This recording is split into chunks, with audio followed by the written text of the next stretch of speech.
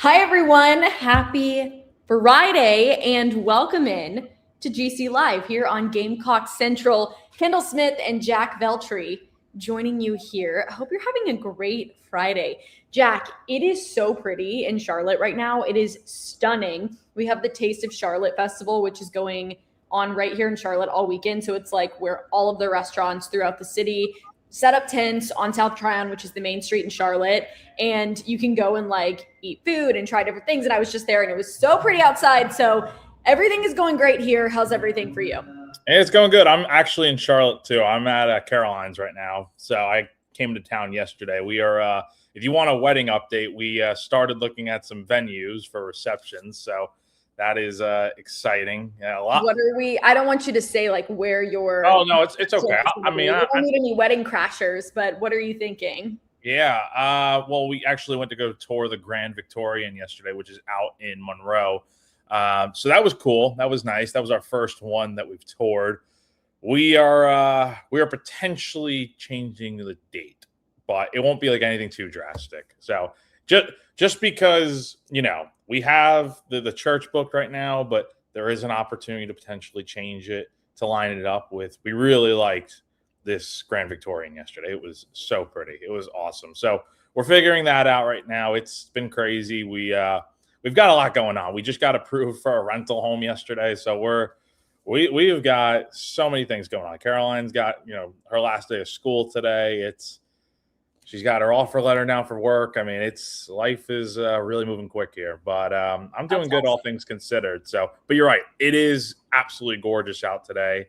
And it's perfect weather for Banana Ball later today, which you and I will both coincidentally be at. So that'll be fun. Yes, we will. It's at Truist Field tonight. And Jack, I love how you're saying like, yeah, we got approved for a rental home and we're getting our wedding venue and our reception venue, and Caroline has a new job. And I'm like, the Carolina Hurricanes won. Oh, yes. And like, the Canes won. The Canes won last night, which it was awesome. We actually went to a restaurant last night after we looked at one of the venues, and it was like a watch party. It was advertised as like a watch party. And there were maybe Where'd you go? We went to Moo and Brew. It's it's in downtown Matthews. So we were there last night, and it was nice outside. They had the garage doors open, but like there was like nobody, like no Canes fans there. It was packed, but like no Canes fans. It was just our table and then another table. I was at the Wooden Robot on Tuesday night, which actually is like a legitimate watch party for the Canes. Like, people were starting Freddie chants. Of course, it was the game where Carolina scored 25 seconds in. Nikolai Ehlers just right off the hop. They go up 2-0 early, and then we know how that ended, unfortunately, for Carolina. So last night I watched it in the peace and quiet because I was screaming, of my own home. And Jack, the roller coaster of emotions that I experienced yesterday, I can't even put into words. Going into the third period, I was so mad. I'm like, I don't even care. I don't care. Stan Coben scored the goal to make it 2-1 with about 10 minutes left. About 10 minutes left, yes. About 10 minutes left. And he scored, and I was like, okay. Like, I don't care. Like, all right, it's 2-1. Like, it does. Like, I was being so like. Oh, I understand that too. It was like they were just like I thought like they're gonna get shut out. Like they were just falling to the finish line. They would. Until the last 10 minutes of that game, and obviously overtime too. It was frustrating to watch, and I was just not happy. So when Stan Coben scored, I was like, all right, great. And then Jankowski tied it up. And they took the lead. Okay, and then takes the lead, and then I just had this gut feeling that Vegas was going to score. Well, same here. I don't know why. I had a feeling, and of course they did. And so I'm like, going into overtime, I was happy because I also was mad because they let Vegas come back and tie it up with a couple minutes left. And my brother, he's like just starting to learn hockey. He's a big sports fan, but he's just starting to learn hockey. And he was like, it never works when they pull the goalie. And I'm like, did there? First of all, it does sometimes, not all the time, not honestly too often, but it does work. That's obviously why they do it. So I said, do not say that. And then of course, in that situation, Vegas scores. But I've got to give Sean McDonough like huge props. That call on the game-winning goal by Jarvis was electric. Oh my gosh. Like, what did he say? They would silence a lot of critics if they could score right now. And then it was like, Aho, Goss, spare Jarvis, score. And I'm like, oh my, it's cinema. That was absolute cinema. So I'm hoping that Vegas feels just kind of deflated after that and Carolina can kick it. They are going back home. They are going back home. So that I don't think that, like, okay, Vegas puts on an insane show. Like, I have never been, but I've seen it. I've heard great things about it. But Carolina just played in the Bell Center. Like, I don't think you're going to get in a more hostile road environment than playing in the Eastern Conference Finals against Montreal. Which, by the way, I was at Game 5 of the Eastern Conference Finals when Carolina advanced to the Stanley Cup Final, which was so fun. It was like a party the whole game because after the first period, Carolina was up 3-0, and everyone knew they were going to win. And so the rest of the game, like Montreal looked like they didn't want to be there. Anyways, sorry, everybody. This is not Spit and Chicklets. We're not trying to bury the lead here. We will get into what all you guys want to talk about. Believe us. We will get into it. So let's get into it. But before we do, the reason why we can get into it and the reason why we have this show is because of Clint Hammond. Yes. So enough hockey talk for now. We always end up talking hockey at some point. Maybe we'll talk some more later in the show. But yes, we do need to get to Clint Hammond and then everything baseball for South Carolina. And yes, Clint is our presenting show sponsor. He's been so for a long time now in the mortgage industry for more than 20 years now. Lifelong Gamecock fan as well. He can help you out. If you have any mortgage or housing questions, any confusion, he will clear it up for you, take you through the process step by step, and help you out along the way. Give him a call, 803-422-6797 to call him. The NMLS number for him is 71597, or go to clinthammond.com for more information. That will be above us here on screen all show long. All right. Shout out to Clint. We appreciate you and all that you do for the show. Okay, Jack, we're talking a lot of baseball today, a coaching search that is still in full effect for South Carolina. You thought when we spoke last week that maybe we would have an idea at this time this week who the coach would be. We know that South Carolina met with Kevin Shaw yesterday at an undisclosed location, but it's not over. They've interviewed other candidates. They have mentioned other people. South Carolina is not taking this search lightly, and they certainly shouldn't. We've talked about that. But what do you think, Jack, is causing the holdup? Do you think it's just that Jeremiah Donati wants to make sure he's being super thorough about this search?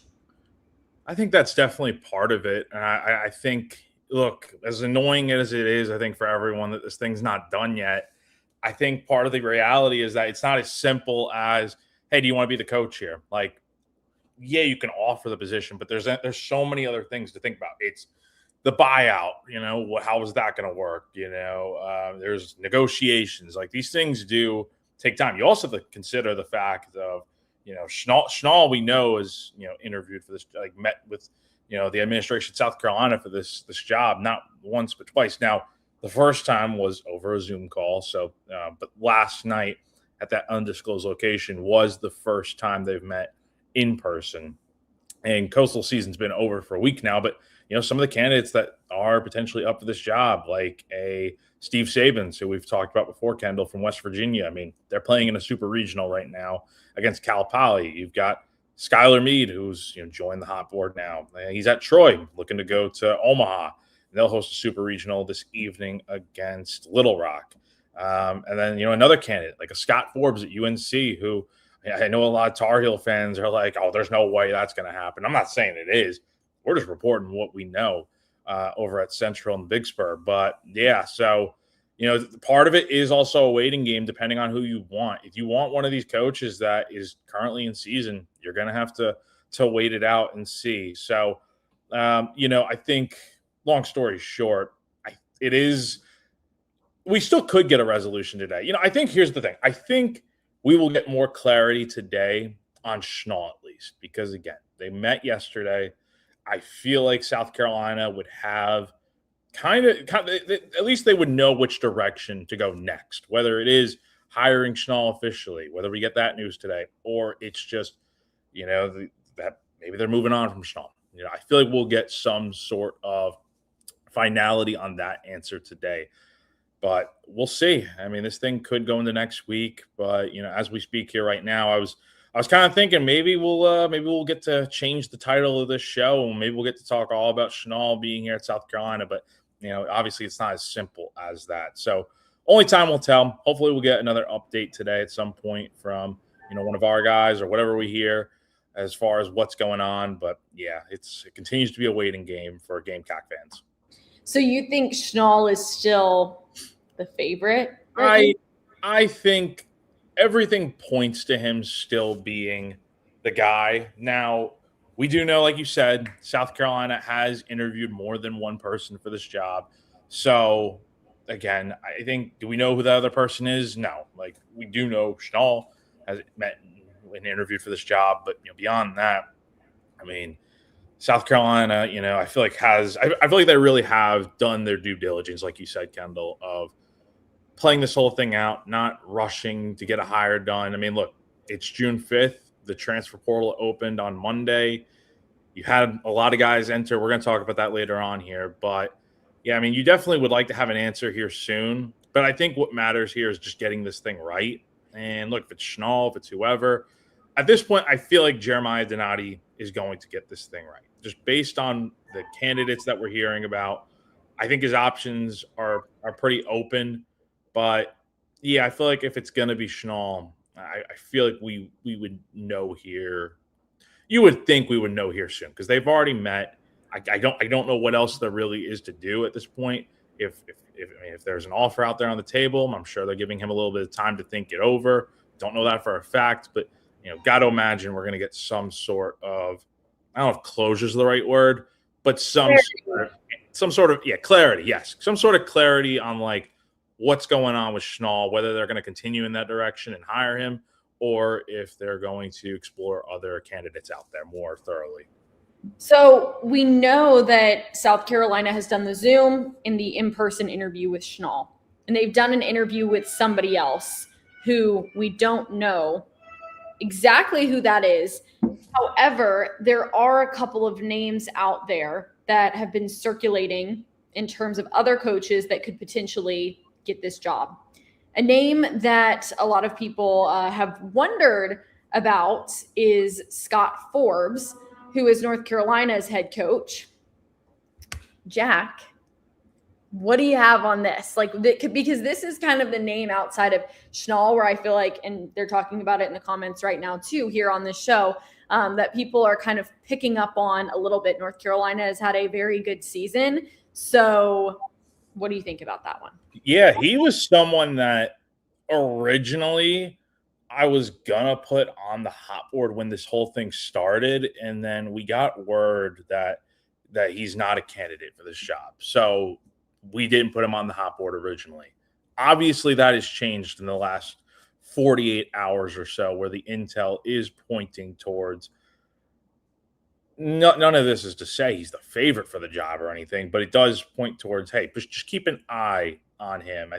I think there was the word floating around about, a mystery candidate or one additional name. And I don't know if this is connected to who I don't know if it's separate or connected or whatever. A little bit of speculation on my part here.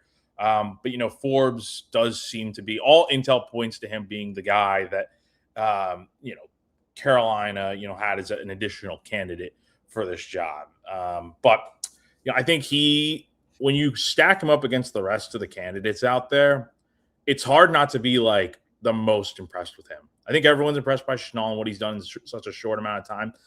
And I was talking about this a bit on radio today, Kendall. I can't help but feel like Forbes and Schnall are similar in a lot of ways because they both were assistants at their current schools for decades. Schnall, obviously at Coastal Carolina, was an assistant under Gary Gilmore. And then Forbes has been at UNC since 1999 with a little stint at another school. So he's been in Chapel Hill for like 3 decades at this point, and now he's the head coach there. He's been the head coach since 2021, made the postseason all 6 seasons there, been to 4 super regionals. He's been to Omaha once 2 years ago. He's looking to get back to Omaha again this weekend since North Carolina does host Southern Cal in a super regional. So he's doing really good things there.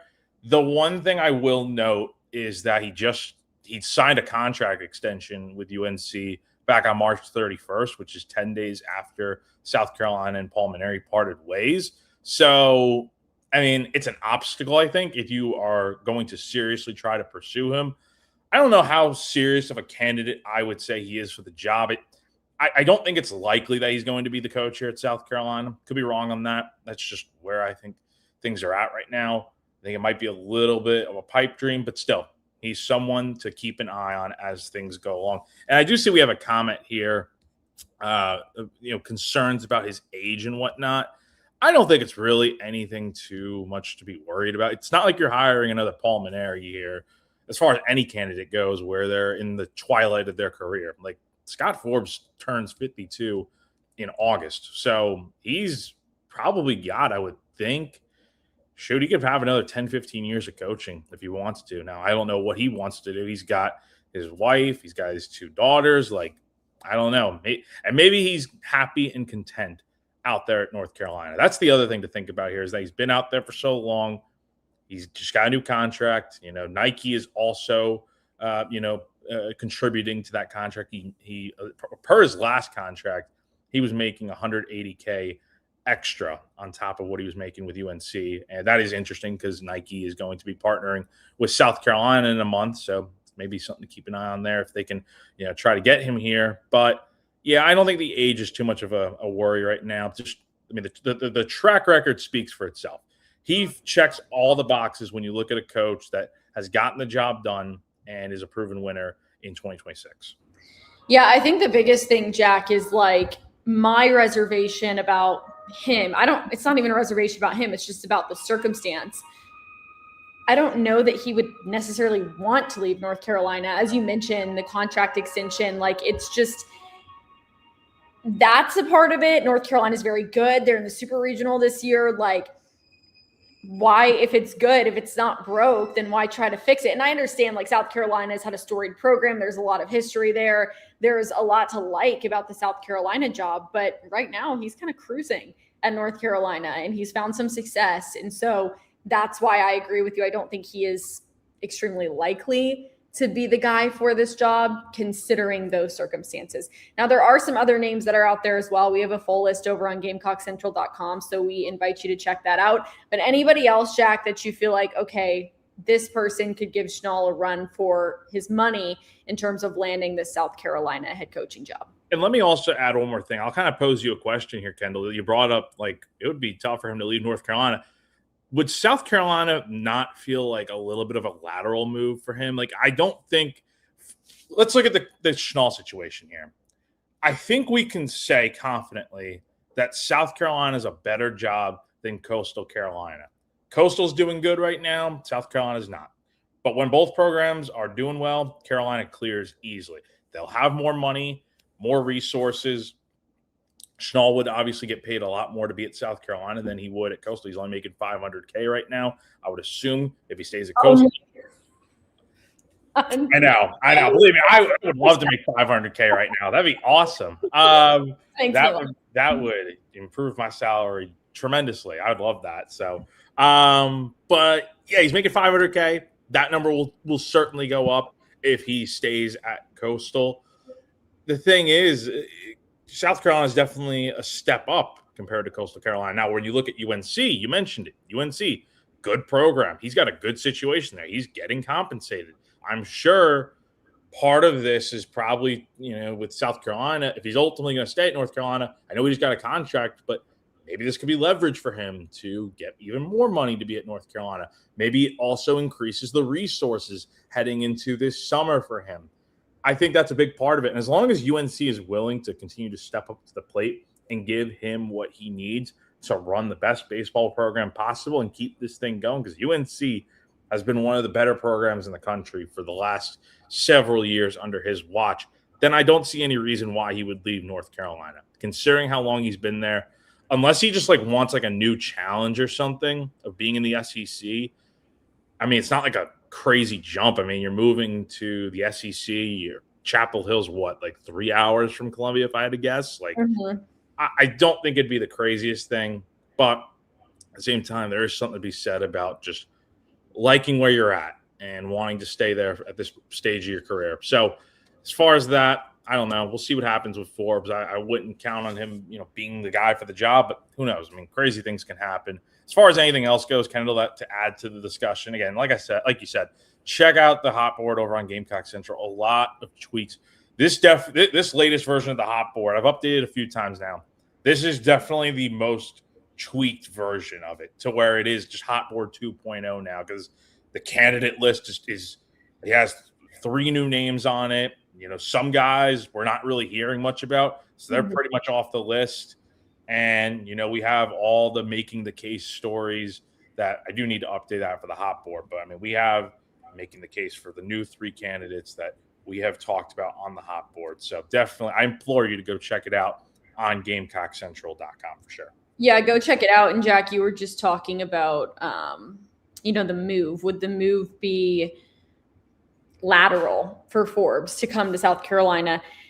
I think at this point, when you're just looking at the baseball program, now, of course, I have my opinions as to why I think South Carolina is the best school ever and blah, blah, blah. And you do too. I mean, we went there. So, of course, we're going to say, we love South Carolina more. But if you're looking at it from an unbiased perspective, baseball program wise, yes, at this point in the game, it is, because South Carolina has unfortunately been flopping in baseball recently. And, it's just the truth. It's sad to say. And we've hit on it a million times on the show and talked about how this hire is so important, because South Carolina is already becoming more and more irrelevant in baseball. And you do not want that to, and I know that sounds harsh, but it's just true. You can't lean on your College World Series, 2 of them from over a decade ago. I give my parents the same hard time about Indiana basketball. My parents went to Indiana University, and they would always be like, oh, basketball. I'm like, well, comes a certain point where you can't rely on championships from the 70s and the 80s to say you're a basketball school, and kind of same with South Carolina. You can't continue to rely on these championships from years ago if you're not winning. And that's tough. And I understand that's harsh for me to say. And nobody wants South Carolina to succeed more than I do, especially in baseball. And you do too, Jack. I mean, we both love baseball. I know they have the resources, they have the ability, they have the funds, they have the facility. This is a school, we've seen it, that can be so successful. But right now, if you're Forbes and you're looking at it, you're like, I'm going to Super Regional with North Carolina. I made it to the ACC championship. I'm doing great. Again, I'm getting compensated. All of the things that he is experiencing right now at North Carolina are probably pretty great for him. So unless, like you said, it is that I want to take this program and build it back up into something great, he's probably not going to take the job. So sorry, I hate to be negative. You're good. I'm sorry, I mean to be rude, but it's just true. Let me ask you a question. So you covered you hosted the ACC championship tournament 2 weeks ago now. How much interaction did you get to have with Forbes? I'm assuming you did post-game interviews and whatnot. So I was hosting it, but the reporter was Taylor McGregor, who's the Chicago Cubs reporter. She's the best. So she was doing all post-game, all the ESPN stuff. Okay. But I was down on the field, of course, and Forbes was there, and he seems I was going to say this, he seems like a really, really nice guy, just a quality, great guy. Outside of the coaching, which has been impressive, of course, he seems super nice. When the kids would come onto the field and do the play ball moment or whatever before the game started, he would always give the kid a game ball. He was just very, very nice. So I got those vibes from him. It seems like his team really enjoyed being around him as well. Of course, when you're winning, it's always easier to have that relationship, but he seems like he's very much loved by his players, his fellow staff members. I got really good vibes from him, and he's been here a lot. He wasn't just here for the ACC tournament, but he was at Truist Field for the South Carolina, North Carolina game this season too. So we've got our fair share of getting to see him coach. And again, he seems happy. He seems like he's doing well. So Jack and I both say it's not likely, but what I'm saying is right now, why would you leave North Carolina? Completely unbiased speaking, why would you leave North Carolina? Yeah, totally. Like, I want to coach in the SEC and I want to build this program back up. And like, some people really want to do that, but some people are like, I've already built this program that I'm currently at up and I feel good about it. Now, like you said, with Schnall in Coastal Carolina, that's a huge step up to go to South Carolina. I know Coastal has had a lot of success in baseball, especially for a small school. They've had, and I give them so much credit. Like, they're one of my favorite programs in the country for that reason, that they can compete with the big boys and they can go out there and they can make it to the College World Series and succeed. Like, that is so cool to me, but South Carolina is still a better job. So anyways, let's talk about. We do have one more comment. Yeah. Let's go, Josh. So the first name obviously is going to stand out. That last name is going to stand out. Yes. He's current head coach at Oklahoma State. So, I mean, just because of the name, people are automatically going to gravitate towards this, Jack. Yeah, no, and he's had a great, I would say pretty great stint at Oklahoma State. Has never missed the postseason in his 13 seasons there. And I don't count COVID because it was cut short. So there was no postseason. So, but yeah, I mean, he's made it to Omaha. He checks off the boxes. The one thing I'd be a little bit concerned about is the fact that Oklahoma State has not made it back to, they haven't made it to a super since pre-COVID, and they haven't made it back to Omaha since 16. So we're talking about 10 years ago where he had a lot of success. Still very good job at Oklahoma State getting things done there. But, do I feel like he's a true candidate? As far as updates go, the latest we've basically heard, and again, Jamie Bradford has done a great job of this. He's on top of this as anyone.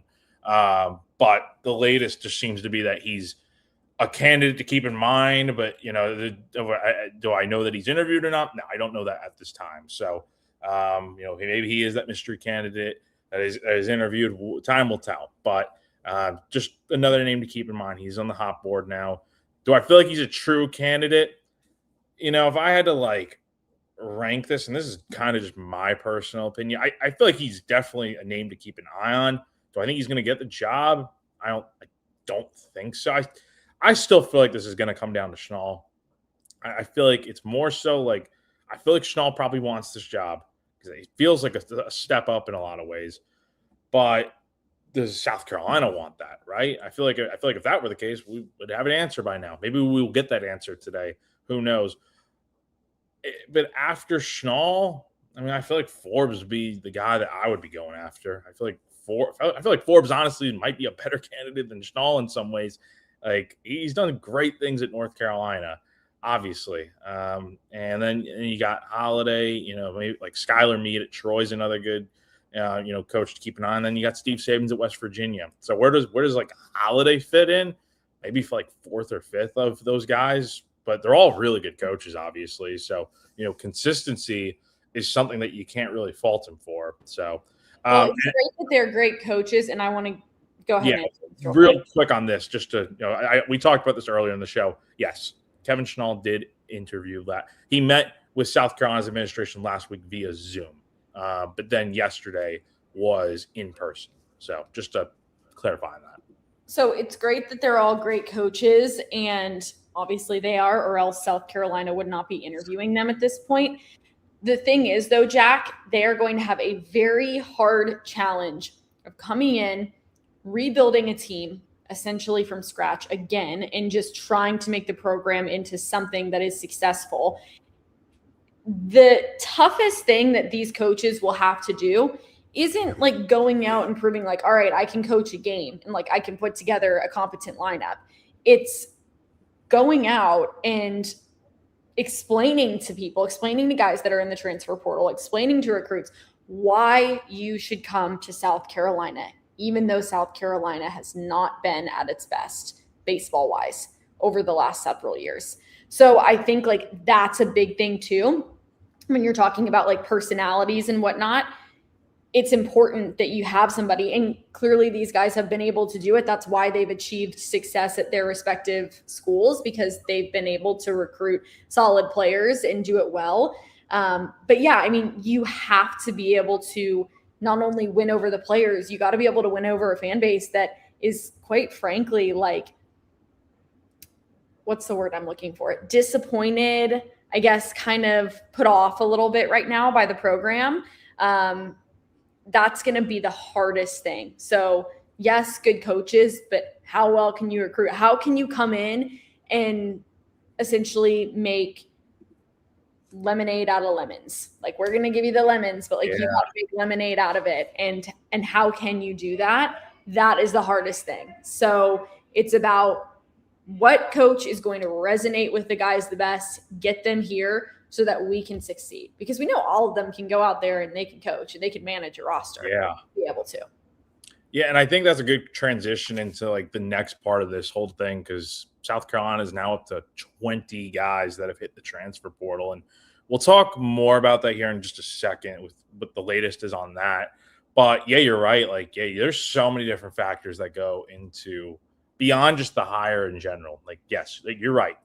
Whoever they get at this point, I feel like if it is any of those 5 guys that we've talked about, then they're going to be fine. From like, the hire was a good one. But beyond that, I mean, yeah, these guys can obviously coach, but now it is about how do you sell people on South Carolina baseball at its lowest point. Now, wherever the coach comes from is going to be able to bring in players with them and recruits that follow. So I don't see, like, that makes it a little bit easier. But over time, those guys are going to graduate and move on and go elsewhere. So you're going to have to really do a good job. Like, we're going to talk about this plenty. I mean, throughout, whenever we're on GC Live, you're talking about what the coach needs to do to get this thing done. You've got to do better in-state recruiting. Got to win some more battles in this state and rebuild the recruiting, because obviously the last staff kind of wrecked that, to put it lightly. So you really got to go out here and recruit better in-state. But, I mean, more importantly than anything, you got to win these fans back. And how do you do that? You go out here and win. And I don't know if it's going to happen right away. I mean, we'll see. It'll be a different looking team next year, that's for sure. It could definitely change it in a second. But yeah, they're the coach that comes in here will certainly have their work cut out for them, especially now that the transfer portal is already open. And for, let's say, the coach is somebody that is still in season, like, it's going to be a real quick transition, and somebody, whoever it is going to have to be ready to make things happen on the fly and be ready to hit the ground running as soon as they get here. You're on mute. It's okay. The music is loud. I know I'm on mute. I'm just like, there's blasting music. Okay, it just stopped. So I didn't want everyone to have to hear the blast. That's fair. No, you're 100% right, Jack. And I'm not trying to be negative. I'm sorry. Like, Jack and I are not trying to be negative, okay? I do believe in South Carolina baseball, and I think that they absolutely can come back. I will always say this. If Indiana football can win the national championship, no excuse is to be made by anybody out there. I don't care what sport it is. Do not care. If Indiana football can win and Kurt Signetti can come in and, like you said, bring guys with him, bring his guys from James Madison to help win the national championship 2 years after getting to Indiana, then any coach of any sport at the college level can do it too. And that is what I stand on. No, totally. I agree. No excuses for South Carolina. And now we are in a world of college sports, not just even baseball, where it's like instant. You want to see it instant. And I get it with the fans. Like, fans are putting their own money towards these NIL collectives, and you're paying guys, and you have the transfer portal, and you can switch your roster up every single year. You're not stuck with the same guys for 3 or 4 years. So it is a world now where this coach is going to come in, and maybe year one, there might be a little bit more leeway. But after that, it's like, you got to hit the ground running. Like, you don't get a warm up period. You don't get a period to come in and kind of get your feet wet. It's like, you're going to dive and you're going to do the whole thing, because that's what people expect now in college sports. Yeah. So I feel like we've been very intense. I'm not trying to be intense. No. It's just the reality of the situation. Yeah, I spend more time around baseball than any sport. Like, baseball, I'm constantly around all the time, 24/7. Literally, it's every single day from March to October. But it's changed a lot at the college level. And I do think that South Carolina has the ability to be great again, but who's going to do it? So with that being said, we did talk about the roster getting a complete makeover for next season. Before we get into that, though, Jack, Andy Ludicky, who wants to start a franchise, y'all, he's going to help you out. Well said. Well said. He will definitely help you out. If you're sick of your job, ready to leave the corporate rat race, want to diversify, build wealth, and or leave a legacy, have a job and want a side hustle, Andy Ludicky can help you out. He has been sponsoring our baseball coverage throughout this entire spring and now heading into summer here in the off season. He's a big baseball fan, and from his line of work, he's seen firsthand the fantastic traits that baseball players bring to the franchise world. He is a franchise consultant as well as a franchise owner, and he helps people find franchises that fit their skill sets, passions, and financial requirements. The great news about him, his services are 100% free, and he is here to help you have any questions about business ownership. Head on over to myperfectfranchise.net to learn more, or you can text or call Andy at 404-973-9901. Again, the number to text or call Andy Ludicky is going to be 404-973-9901. Let's talk about transfers. South Carolina has seen a lot of guys say, I'm out, but hey, it gives, it takes. They'll be able to get some guys too. Your thoughts, Jack, on the latest batch of guys that are now peacing out? So let's provide clarity first. I think that is first and foremost what's important. Yes, the number is 20 guys. As of time we're talking here, unless anything has changed lately, 20 guys are hitting the portal. Now, I've talked about this before. We've even talked about it on the Insiders Forum a little bit. Not all those guys are – some of those guys will enter the portal with the intention of going elsewhere, finding a new home, etc., need a fresh opportunity, just need a fresh start, something like that, more playing time, whatever. Some guys are in the portal for that reason, right? Some guys, I know this for sure, some guys are just keeping their options open. There's no coach right now. There's no word on like who the next coach is going to be for them. So they're, with so much uncertainty, they're entering the portal just to keep their options open, have a little bit of a safety net, a safety blanket, if you will, that, yeah, like whenever they do hire a coach, we'll see when that is. And it's no guarantee that some of them, are keeping their options open to come back to South Carolina potentially, but there's no guarantee that's going to be the case, right? So entering the portal now, seeing what options are out there for them. And then when South Carolina does hire the coach, I would imagine that coach is going to meet with some of these guys, whether it's in person, Zoom, whatever, just to see which guys he can retain. Because as we'll get into, I think there are some guys worth trying to keep if you're the next coach here. But yeah, 20 guys is a lot. That's like majority of this roster. There's only 10 guys left that have not made a formal decision on what they're doing moving forward. But again, I just wanted to reiterate that point before we really dive into it here, that just because these guys are in the portal does not mean they are gone from South Carolina for good. They can always come back, but some of that is going to be at the discretion of what the new coach wants to do, because players will follow him from his previous school, I'm sure. More guys are going to come in through the transfer portal. And the reality of the situation is, Kendall, South Carolina won 22 games this past season. So I don't think anything should really be off the table as far as who comes back, who stays, etc. Now, the latest today, 3 guys entered the transfer portal to bring that number to 20. Aaron Jameson, Jack Reynolds, and Jake McCoy. I think you're okay with losing Jameson and Jack Reynolds. No disrespect. Those guys did next to nothing for you this season. They were reserves that really didn't play. McCoy is definitely a bigger loss, but I don't even know if you're getting him next season regardless, because he is a top 150 MLB draft prospect.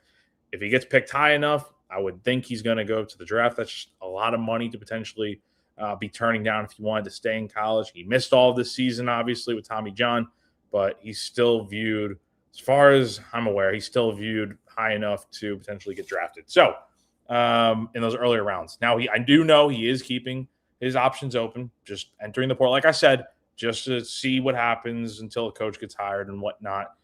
So could come back to South Carolina, but ultimately, I think South Carolina is going to be keeping an eye on that draft to see what happens with him and then go from there. But yeah, 20 guys in the portal right now for South Carolina. McCoy, definitely a name you would like to keep. I think Will Craddock's another one. There are a few others for sure, but I think some of these guys are going to want to come back maybe. But I think, honestly, if you don't end up retaining them, I don't think it's the end of the world, because, like I said, you had a real bad season. And a lot of the guys that you brought in from the portal class last year, you were kind of hoping we're going to be big time contributors for you, and that just never ended up being the case. So, yeah, a lot is going to change with this roster this offseason for sure. You talk about the MLB draft. I just want to go over this real quick. Okay, White Sox have first pick in the draft. Who do you think they're going to pick, Jack? What do you got? What's up? Sorry? Who do you think the White Sox are going to take with the first pick of the draft? I mean, I would think it's the shortstop from UCLA, Rock Chalosky. Yeah, I mean, I would think it's probably him. If not, he'll probably go top 5. I don't know. Probably him, I would have to guess, right? I mean, what do you think? I mean, you're covering this team every day. I mean, what's Kendall Smith's prediction? I don't know. I mean, I feel like that's an easy prediction to make because on so many draft boards, he's number 1 and everyone is going with him to be that guy. But Grady Emerson, he's from Fort Worth, Texas. He's another guy. He's a shortstop as well that a lot of people are very high on right now. So I don't know. However, Von Lackey, okay, he is legit. He was playing for Georgia Tech at the ACC championship here at Truist Field a couple weeks ago. I was so impressed with him. He's a catcher. He's going to go top 5 for sure. So like, that's kind of my sleeper pick. I don't know. Maybe he could go a little higher than 5, 4. I don't know what's going to happen, but everyone's saying UCLA shortstop for number 1 overall. So we'll see what goes on there. Yeah, we'll see. And also just one other thing, I don't know. We're going to see what happens with the draft. That's further down the road. That's in mid-July. And who knows who's going to be on the team still by then. But I think South Carolina has a potential to get a few guys drafted. I'm not expecting anything too crazy. It was only a few guys last year. McCoy's definitely the name I keep an eye on. Ant Phillips is going to be draft eligible. He's one of the 10 that has not made a formal decision yet. And I think with him, I think it's a little bit more cut and dry of if he grew up a Gamecock fan, right? He is from this state, loves being a Gamecock, as far as I'm aware, and has always spoken highly of being here. But he is going to be draft eligible, right? He was draft eligible last year, didn't get picked. So we'll see what happens with him. He had a pretty good year, all things considered. He's another name to keep an eye on as far as the draft goes. But, yeah, more of this right now is just about you're going to lose a lot of guys with the portal, I think, for sure. And you're just going to have to replace a lot of this roster. But, again, you'll supplement a lot of that by bringing in guys from the coach's previous school, more likely than not. I just wonder how many guys are going to be back is the big thing. Like it was 10 guys this past season. I mean, I have a hard time.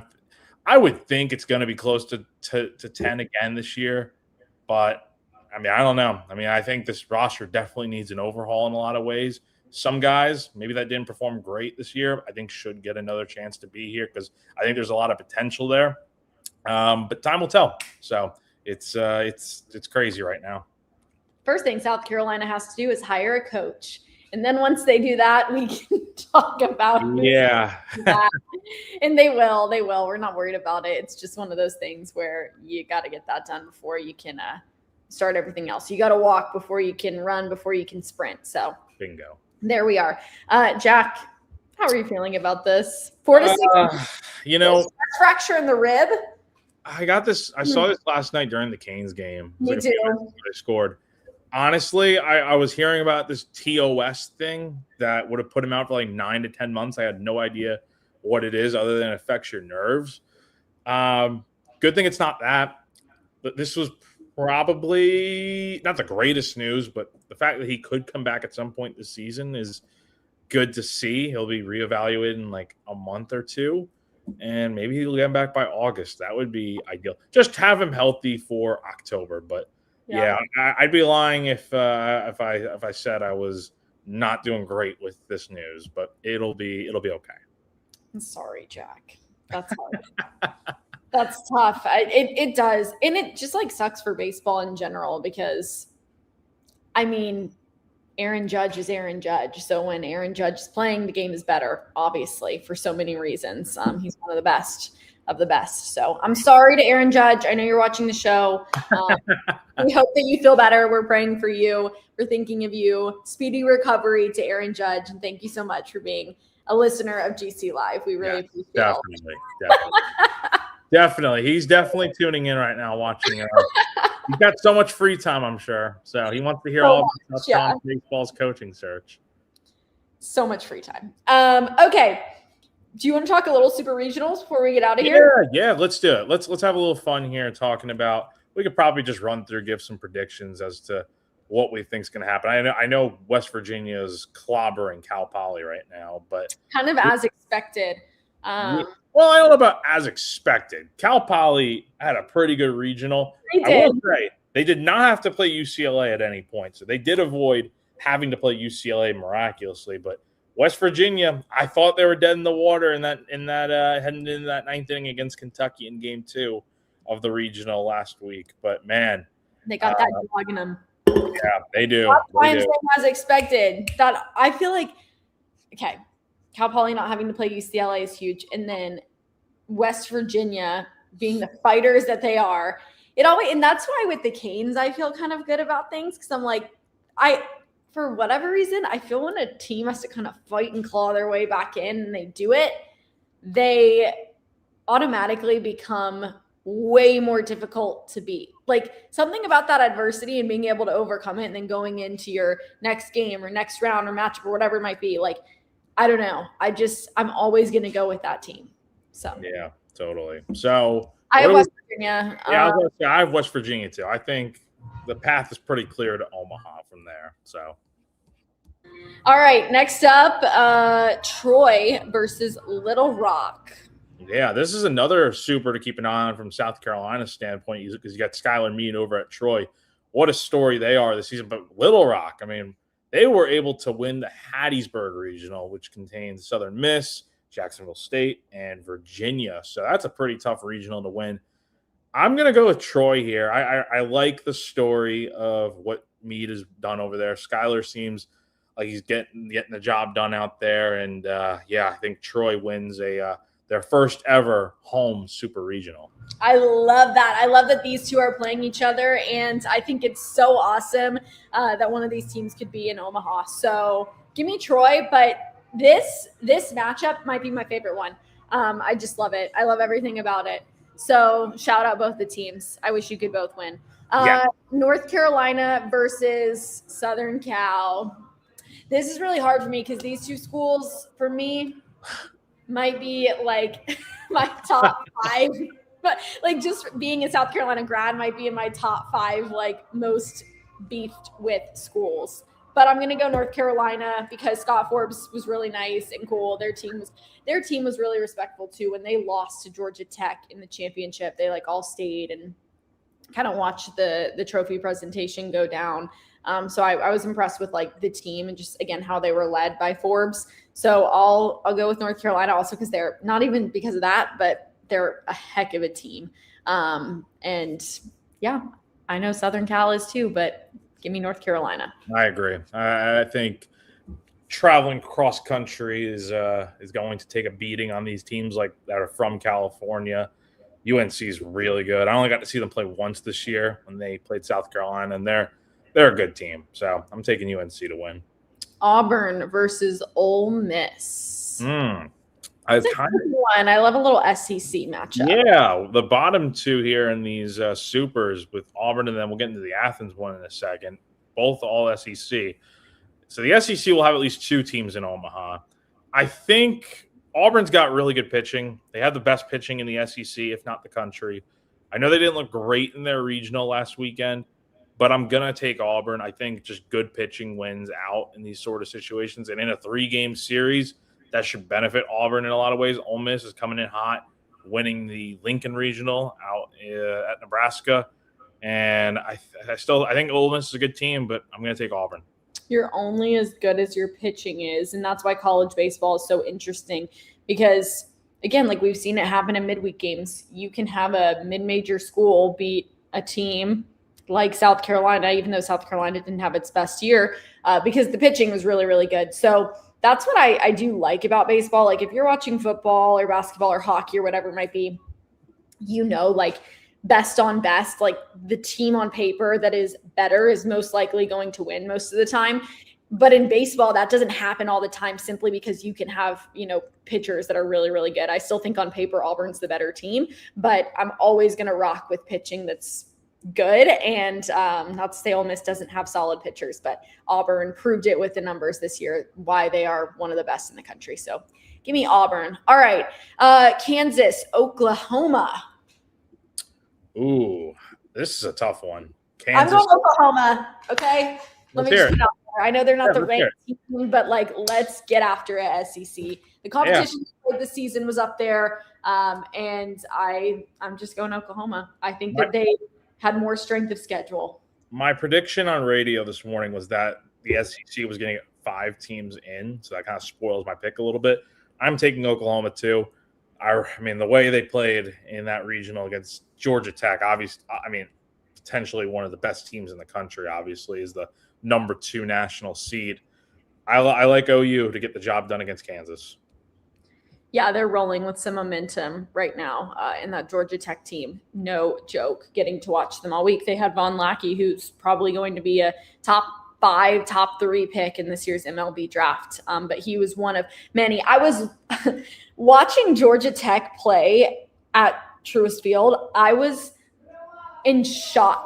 You just looked across their lineup and all their batting averages were up there, and nobody was batting lower, I think, at one point in the week than 325. Crazy. Nobody. The 9 hole had the worst batting average, and it was 325. Insane. I'm like, that is wild. Top 3 guys were batting over 400. So to beat Georgia Tech, that gives me a lot of confidence in you. So Oklahoma, congratulations. You're on Team Kendall and Jack. All right. Alabama and St. John's. I think you have Alabama for this. That's my prediction, and I do too. Yeah, I have Bama. Again, like I said, I have I have all 5 SEC teams getting to Omaha, so I'm taking the Tide to win this one. Though the Johnnies, sneaky. They won the Tallahassee Regional with Coastal and Florida State in there, but I am going with Bama to win out here in Tuscaloosa. All right, so then I'm assuming you have Texas over. I do have Texas. Mm-hmm. All right, me too. We're riding with the SEC, but I think, Jack, that's just a result of it's the best conference in baseball. Yeah, it's the best conference in baseball for a reason, but also watching these teams play all year and being super up to date with what they were doing, that just makes it a little bit easier, I think, too, to go with them, because you see their progression throughout the year and kind of where they're at now. And especially with these teams playing South Carolina, that they can be dangerous. So Georgia and Mississippi State to round it out. Another SEC on SEC matchup. I'm going Georgia here with this one, but I'm curious, Jack, because this one's a toss-up. Obviously, you have an SEC team, but who is it? It's tough to beat a team 5 times in a season. Georgia swept Mississippi State on the road in Starkville earlier this year. That was all the way back at the beginning of April, when Mississippi State was kind of in a little bit of a downhill spiral before going to Columbia and sweeping Carolina and turning that thing around. Mississippi State's got good pitching. Georgia has the best offense. Pitching against offense, I don't know what – pitching usually wins out here, but I think I'm going to take Georgia just based on – they're so good offensively. They're going to be missing Trey Phelps tonight. They'll be missing Trey Phelps whenever game 1 is. I don't have that up in front of me. But either way, look, I think Georgia gets the job done here. They have masters from top to bottom, and this will probably be the series I think to keep the biggest eye on, just because I think State's a good team, but I think Georgia's offense is going to carry them to Omaha. That was the most Pat McAfee way you could have said that pick. You started it off giving the credit to Mississippi State. Oh my gosh. It's really hard to beat a team and the season. It's tough to do that. Man. Mississippi State got swept by Georgia and blah, blah, blah, blah. And you're and I'm like, okay, he's going to go with Mississippi State. And you're and earlier in the show, of course, you said you always are going to go with good pitching. And so. But this is the best offense. So I'm going with Georgia too. I'm just giving you a hard time because I know. It was the most Pat McAfee college game day lead-in ever on that one. That's fair. That kind of is the most Pat McAfee type of answer there. But yeah, we're both going Georgia. So I feel like we're pretty much eye to eye on a lot of these picks here. We are. Jack, you are making a lot of life changes right now. Houses, jobs, weddings, blah, blah, blah. All the great stuff. We're so excited for you. How about a new car? You could go to Ferry Chevrolet for that. Yeah, I don't know if I personally will be in the need for getting a new car, but you never know, right? And if you are someone that is in need of a car, and if you're a South Carolina fan who's interested in a new or used vehicle, make sure you check out our friends over at Ferry Chevrolet in Orangeburg, South Carolina. They are led by a fourth-generation dealer in Joseph Ferry. The family-owned business at Ferry Chevrolet has been serving the community since 1926. It is conveniently located just off of I-26 between Columbia and Charleston. Folks over at Ferry are local, trustworthy, always transparent. The business began in St. Matthews and was built on honesty, integrity, and a handshake. They still operate with those same principles to this very day. Head on over to ferrychevrolet.com today to check out their inventory and to get in touch. All right, Jack, I'll see you later tonight. I'm so excited. This is going to be awesome. But yeah, great show and love talking about all things South Carolina baseball. Absolutely. So y'all head over to GamecockCentral.com. Check it out because we are going to have the latest over there and hopefully an answer for you here soon with the baseball coach. Yeah, hopefully so. But great show, Kendall. And yeah, hopefully we'll get to see it tonight over at the ballpark. That'll be a lot of fun. All right. Thanks so much, everyone, for joining us. For Jack Veltri, I'm Kendall Smith. This has been GC Live here on Gamecock Central. Happy Friday. Have a great weekend, and we'll see you soon.